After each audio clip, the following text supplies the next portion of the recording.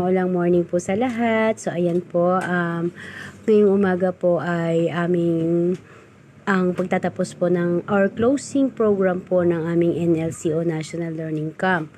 So, ayan po, ginanap na lang po namin sa loob ng isang classroom dahil po medyo malakas yung ulan kanina. So, yan po yung part na nagbibigay na ng food sa mga bata.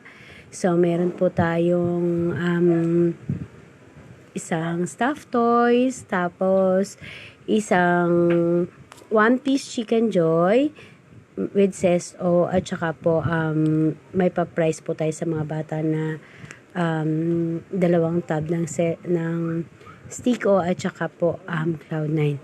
So yung part po na yan, naglalaro po yung mga bata yan, ay nag-energizer po sila sa pangunguna po ni Sir Michael L. Derecho. Ayan, masaya po yung mga bata. So sobrang na-overwhelm yung mga mata nila dahil po sa parang feeling nila Christmas, ang dami po nakalagay sa harapan nila. So ayan, mula po sa pamunuan ng aming paaralan, ang Sampalocan Elementary School, sa pamumuno po ng aming punong guro na si Ma'am Annabella Pidas Marinas, sa amin pong master teacher na si Ma'am Mirma S. Milongo, at sa lahat po ng bumubuo ng mga kaguruan, maraming salamat po sa aming mga sponsors, sa mga nagbigay po ng tulong financial para po mabili namin yung mga plan namin sa mga bata. So, unahin ko na po ang aking friends na si Sir Singer Family or at Debs. Thank you so much sa pinadala mong financial na tulong. So, yan, malaki po talaga yung nagawa nun. At naibili po namin sila ng one-piece chicken joy. Sa aking friends na si Janet, thank you Dinette sa pagbibigay ng financial support.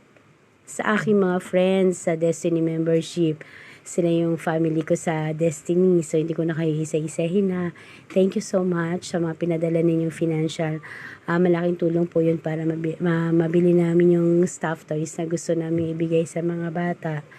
At meron din pa din po na nagbigay ng mga tulong, kagaya po ng mga SPR family ko, sila Abby, si Miko, si Paul, si Baby Eunice.